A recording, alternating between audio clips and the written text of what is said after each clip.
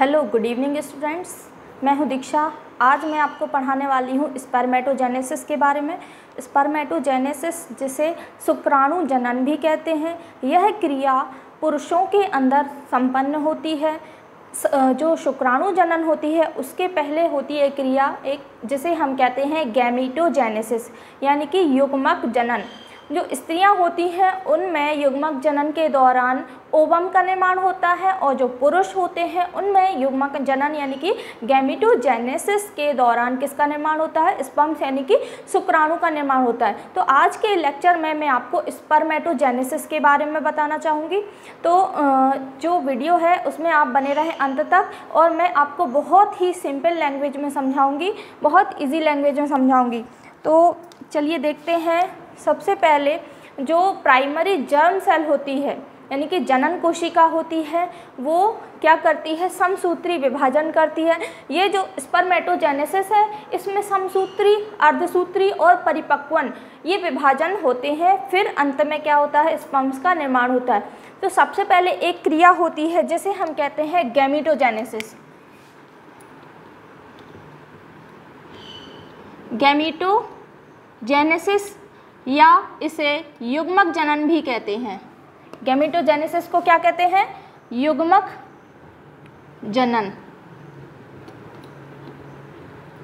जो male gamete होते हैं वो स्पर्म्स कहलाते हैं, शुक्राणु कहलाते हैं, और फीमेल गैमीट क्या कहलाते हैं? ओवम यानी कि अंडाणु कहलाते हैं। तो चलिए देखते हैं जो युग्मक जनन की क्रिया है इसमें होता क्या है। इसमें गैमीट्स का निर्माण होता है यानी कि युग्मकों का निर्माण होता है। युग्मकों के निर्माण की क्रिया क्या कहलाती है? युग्मकों के निर्माण की क्रिया ही क्या कहलाती है? युग्मक जनन यानी कि गैमीटोजेनेसिस। अब युग्मक के निर्माण में कौन कौन से युग्मक यानी कि गैमीट, किस किस गैमीट का निर्माण होता है? पहला जो होता है वो है शुक्राणु यानी कि स्पर्म्स, और सेकेंडरी आता है अंडाणु यानी कि ओवम।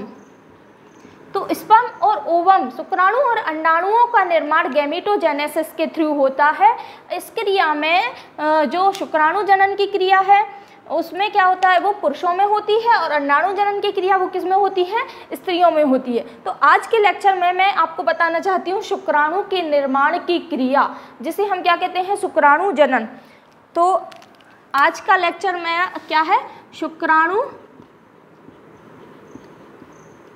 जनन के बारे में पढ़ेंगे। शुक्राणु जनन की क्रिया की जो डेफिनेशन है वो क्या होती है? शुक्राणुओं के निर्माण की क्रिया क्या कहलाती है? शुक्राणु जनन कहलाती है। किसके निर्माण की क्रिया? शुक्राणुओं के निर्माण की क्रिया।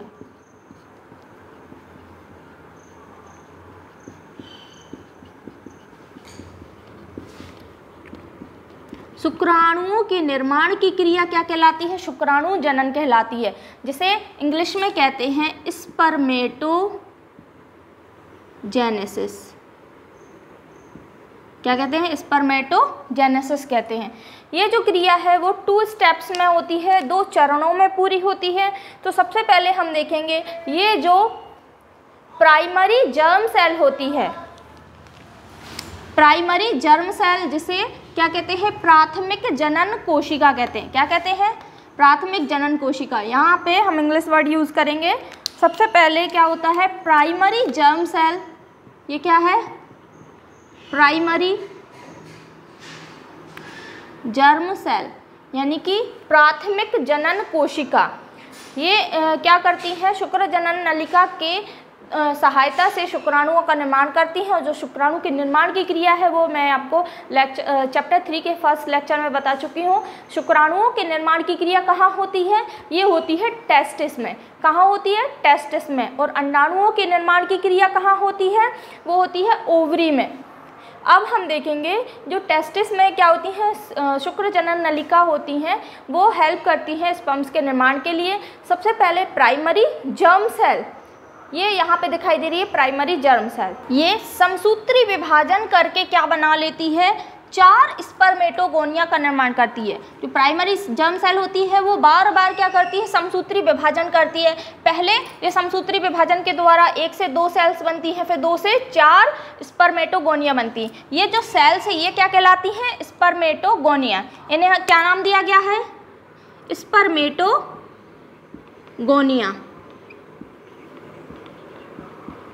आप चाहें तो हिंदी में भी लिख सकते हैं, स्पर्मेटोगोनिया ही इसको कहेंगे। तो 4 स्पर्मेटोगोनिया का निर्माण किसके द्वारा होता है, प्राइमरी जर्म सेल, अर्थात वे सेल्स या वे कोशिकाएं जो स्पर्म्स का निर्माण करती हैं वो क्या कहलाती है, प्राइमरी जर्म सेल यानी कि प्राथमिक जनन कोशिकाएं। और जो शुक्राणु जनन की क्रिया है वो 2 स्टेप्स में होती है। शुक्राणु जनन की क्रिया कितने स्टेप्स में होती है, 2 स्टेप्स में होती है। सबसे पहले होता है स्पर्मेटेड का निर्माण,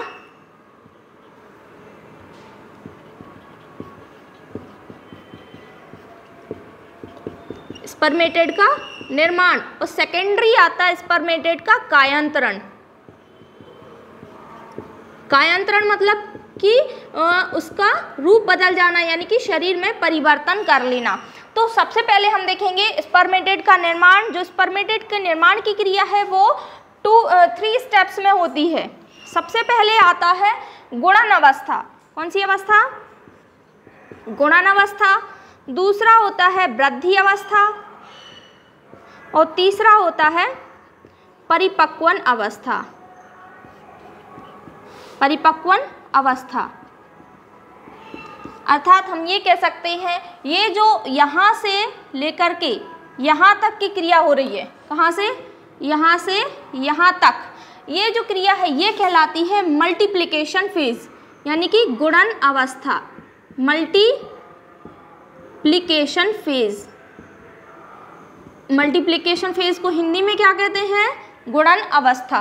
तो गुणन अवस्था में कोशिकाएं क्या कर रही हैं, मल्टीप्लाई होके अपनी संख्या में वृद्धि कर रही हैं। और समसूत्री विभाजन, यहाँ पे कौन सा विभाजन हो रहा है, समसूत्री विभाजन हो रहा है। ध्यान रखना यहाँ पर समसूत्री विभाजन हो रहा है और कोशिकाएं क्या कर रही हैं, गुणन कर रही हैं, मल्टीप्लाई एप्लीकेशन कर रही हैं, 1 से 2, 2 से 4 बना रही हैं। और इस क्रिया में क्या बनता है, गुणन जो अवस्था होती है उस क्रिया में क्या बनता है, स्पर्मेटोगोनिया बनता है। क्या बनता है, स्पर्मेटोगोनिया का निर्माण होता है। और कितने स्पर्मेटोगोनिया बनते हैं, 4।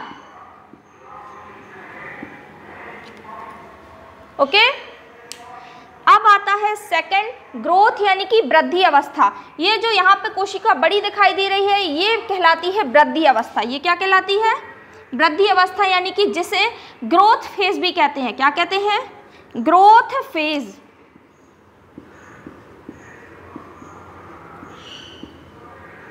इसे हम कहते हैं ग्रोथ फेज, वृद्धि अवस्था। वृद्धि अवस्था में होता क्या है, जो स्पर्मेटोगोनिया है यहाँ पे सारी स्पर्मेटोगोनिया क्या करती हैं, भोज्य पदार्थों को ग्रहण करती हैं, अपने आकार में वृद्धि करती हैं, ठीक है। लेकिन अभी हम एक कोशिका को लेके चलेंगे। तो यहाँ हम देखेंगे ये जो स्पर्मेटोगोनिया है ये क्या करती है, एक स्पर्मेटोगोनिया को लेके चलेंगे, ये क्या करती है, भोजन को, भोज्य पदार्थों को एकत्रित कर लेती है, संग्रहित कर लेती है और अपने आकार में वृद्धि कर लेती है और बनाती है स्पर्मेटोसाइट। क्या बनाती है, अर्थात हम कह सकते हैं कि वृद्धि अवस्था के दौरान किसका निर्माण होता है, स्पर्मेटोसाइट का, और वो भी प्राथमिक यानी कि primary spermatocyte. Okay, growth phase के दौरान, वृद्धि अवस्था के दौरान किसका निर्माण होता है, प्राथमिक स्पर्मेटोसाइट का निर्माण होता है। कैसे होता है, ये जो स्पर्मेटोगोनिया होती हैं ये भोज्य पदार्थों को एकत्रित कर लेती हैं, अपने आकार में वृद्धि कर लेती हैं और बनाती है प्राथमिक स्पर्मेटोसाइट। चले आगे। अब जो प्राथमिक स्पर्मेटोसाइट है वो क्या करती है, मैच्योरेशन करती है और उसके पहले ये करती है अर्धसूत्री विभाजन। यहाँ तक आप देख सकते हैं कि गुणसूत्रों की संख्या 2x है, यानी कि इसमें कौन सा विभाजन है, समसूत्री विभाजन। लेकिन वृद्धि अवस्था के जस्ट बाद आप देखेंगे कि गुणसूत्र की संख्या कितनी हो गई है, आधी, यानी कि यहाँ पे कौन सा विभाजन हो रहा है, अर्धसूत्री विभाजन, म्यूसिस। तो यहाँ पर पहले होता है म्यूसिस फर्स्ट, फिर होता है म्यूसिस सेकेंड। तो म्यूसिस फर्स्ट में क्या होता है, ग्रोथ फेज के दौरान जो प्राथमिक स्पर्मेटोसाइट बनती है वो क्या कर लेती है, यहाँ पर अर्धसूत्री की विभाजन के दौरान दो द्वितीयक स्पर्मेटोसाइट का निर्माण करती है। किसका निर्माण करती है, तो परिपक्वन अवस्था में सबसे पहले निर्माण होता है द्वितीयक स्पर्मेटोसाइट, सेकेंडरी स्पर्मेटोसाइट।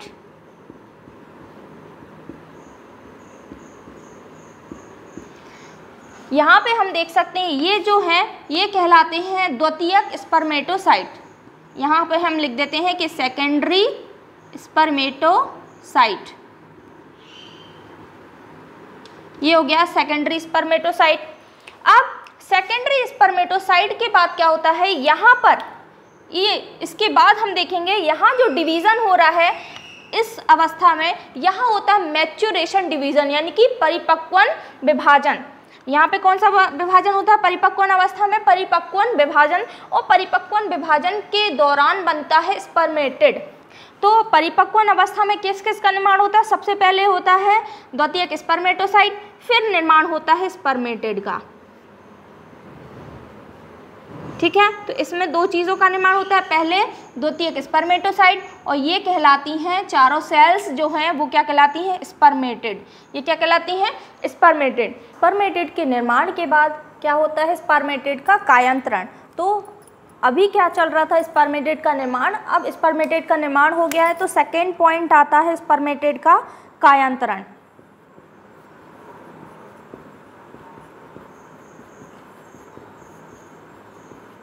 स्पर्मेटिड के कायांतरण में क्या होता है, यहाँ तक हो जाता है स्पर्मेटिड का निर्माण, जो कि कैसे होते हैं, हैप्लॉइड होते हैं, क्योंकि यहाँ पर होता है अर्धसूत्री विभाजन। अब अर्धसूत्री विभाजन के बाद इसमें क्या होता है, परिपक्वन विभाजन, और परिपक्वन विभाजन के दौरान क्या करते हैं, स्पर्मेटिड अपने शरीर में परिवर्तन कर लेते हैं और शुक्राणु का निर्माण करते हैं। शुक्राणु की संरचना मैं आपको बता चुकी थी, शुक्राणु की संरचना कैसी होती है। तो शुक्राणु की संरचना का निर्माण होता है जो कि 3 भागों से बना होता है। कौन कौन से, पहला होता है सिर, दूसरा होता है मध्य भाग, कौन सा, मध्य भाग, और तीसरा होता है पूंछ। तो इन 3 भागों से मिलकर की क्या बना होता है, शुक्राणु बना होता है, जो कि स्पर्मेटिड के निर्माण के बाद निर्मित होता है। ये जो शुक्राणु होते हैं ये चल शुक्राणु होते हैं, ये मोटाइल होते हैं, यानी कि प्रचलन करने में सहायक होते हैं, सक्षम होते हैं। अब हम देखेंगे कि जो स्पर्मेटोजेनेसिस है उसमें कौन कौन से डिवीज़न होते हैं। सबसे पहले होता क्या है, प्राइमरी जर्म सेल क्या करती है, समसूत्री विभाजन करती है और ग्रोथ मल्टीप्लिकेशन यानी कि गुणन अवस्था, मल्टीप्लिकेशन यानी कि गुणन अवस्था के दौरान क्या करती है, 4 स्पर्मेटोगोनिया का निर्माण करती है। कितने स्पर्मेटोगोनिया, 4 स्पर्मेटोगोनिया का निर्माण करती है। अब ये जो 4 स्पर्मेटोगोनिया हैं उसमें से एक को लेकर हम चलेंगे। ये क्या करता है, भोजन को एकत्रित कर लेता है और अपने आकार में वृद्धि कर लेता है और क्या बना लेता है, प्राइमरी स्पर्मेटोसाइट। ये क्या बना लेता है, ये है प्राइमरी स्पर्मेटोसाइट। यहाँ पर लिख देंगे, ये क्या कहलाता है, प्राइमरी स्पर्मेटोसाइट। और प्राइमरी स्पर्मेटोसाइट के बाद किसका निर्माण होता है, सेकेंडरी स्पर्मेटोसाइट, जो कि होता है अर्धसूत्री विभाजन के दौरान। अब जो सेकेंडरी स्पर्मेटोसाइट है वो क्या कर लेता है, स्पर्मेटिड का निर्माण करता है। किसका निर्माण करता है, स्पर्मेटिड का निर्माण करता है। और स्पर्मेटिड कायांतरण करके किसका निर्माण कर लेते हैं, शुक्राणुओं का निर्माण कर लेते हैं। ये जो शुक्राणु होते हैं इसमें सबसे ऊपर होता है एक्रोसोम, जिसमें पाया जाता है गोल्जी काय, जो कि अंडाणु को भेदने का कार्य करते हैं। मध्य भाग में इसके होता है माइटोकॉन्ड्रिया, जो कि इसको क्या करते हैं, एनर्जी देते हैं। और लास्ट होती है पूंछ, जिसमें जो अक्षीय काय यानी कि फिलामेंट्स के बने होते हैं, जो कि इसको तैरने में और चलने में सहायता प्रदान करते हैं। अब इसको हम ग्राफिकल रूप में इजीली फॉर्म में समझ लेते हैं। तो ये आपको समझ में आ गया होगा शुक्राणु जनन क्या कहलाता है। ये डेफिनेशन है, शुक्राणुओं के निर्माण की क्रिया शुक्राणु जनन कहलाती है, जो कि दो स्टेप में होती है। कौन कौन से, स्पर्मेटिड का निर्माण और स्पर्मेटिड का कायांतरण। सबसे पहले बनता है, क्या बनता है, स्पर्मेटोगोनिया। क्या बनता है, स्पर्मेटोगोनिया। सेकेंडरी बनता है प्राइमरी स्पर्मेटोसाइट, फिर सेकेंडरी स्पर्मेटोसाइट, फिर स्पर्मेटिड, और फिर लास्ट में शुक्राणुओं का निर्माण होता है। आपको इसी फॉर्म में चित्र को बनाना है, लेकिन अगर आपको याद नहीं होता है तो आपको कैसे नाम याद करने हैं वो मैं आपको बताती हूँ। ये रही छोटी सी ट्रिक। इसमें सबसे पहले क्या होता है, स्पर्मेटोगोनिया होता है, और स्पर्मेटोगोनिया का निर्माण किसके थ्रू होता है, प्राइमरी जर्म सेल के द्वारा, है ना। प्राइमरी जर्म सेल क्या करती है, गुणन करती है और कई 4 स्पर्मेटोगोनिया का निर्माण करती है। यहाँ पर कौन सी अवस्था होती है, गुणन अवस्था। कौन सी अवस्था, गुणन, यानी कि मल्टीप्लिकेशन फेज होती है। गुणन अवस्था के दौरान 4 स्पर्मेटोगोनिया का निर्माण होता है। अब ये जो स्पर्मेटोगोनिया है ये किसका निर्माण करते हैं, स्पर्मेटोसाइट का। किसका, स्पर्मेटोसाइट।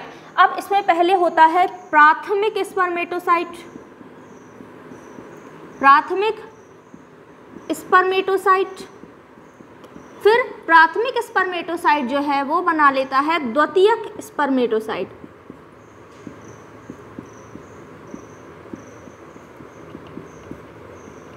प्राथमिक स्पर्मेटोसाइट क्या बना लेता है, द्वितीयक स्पर्मेटोसाइट, यानी कि सेकेंडरी स्पर्मेटोसाइट।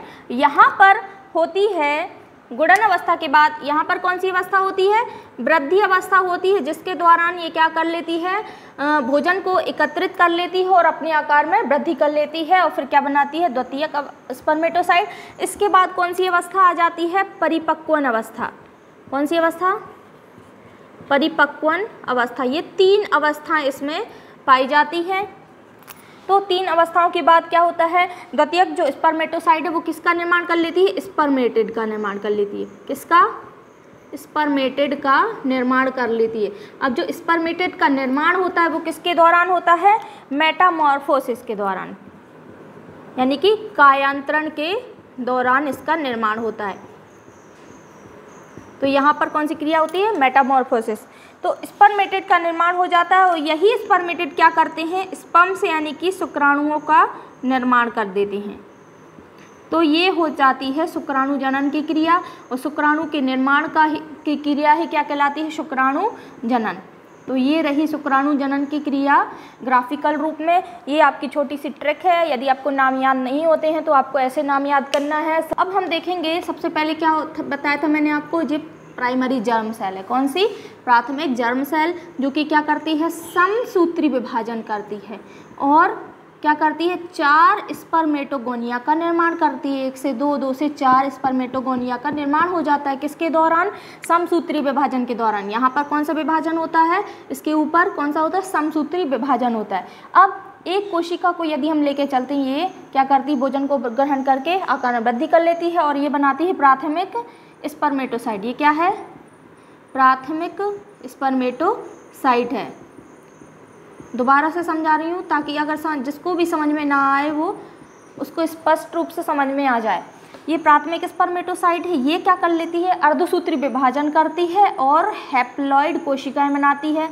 ये जो हैप्लॉइड कोशिकाएं हैं ये कहलाती हैं द्वितीयक स्पर्मेटोसाइट। ये प्राथमिक है, ये कौन सी है, द्वितीयक, सेकेंडरी स्पर्मेटोसाइट। अब ये क्या करती हैं, ये स्पर्मेटिड का निर्माण कर देती हैं। किसका निर्माण करती हैं, स्पर्मेटिड का निर्माण करती हैं और लास्ट में होता है शुक्राणुओं का निर्माण हो जाता है। क्लियर। तो ये क्रिया ये चलती रहती है। अब यहाँ पर तो हमने एक स्पर्मेटोसाइट ले ली। अब सभी क्या करती हैं, जो स्पर्मेटोसाइट हैं वो क्या करती, वृद्धि करती हैं और स्पर्मेटिड का निर्माण करती हैं। यहाँ पर जैसे 4 शुक्राणुओं का निर्माण हो गया, इससे भी 4 शुक्राणुओं का निर्माण हो, 4 क्या होंगे, स्पर्मेटोसाइट होंगे और फिर उससे भी 4 शुक्राणुओं का निर्माण होता है। ऐसे ये प्रोसेस चलती रहती है और कई सारे शुक्राणुओं का निर्माण एक जो शुक्राणु जनन की क्रिया है उसमें होता है। तो ये हो गई भैया शुक्राणु जनन यानी कि स्पर्मेटोजेनेसिस की क्रिया।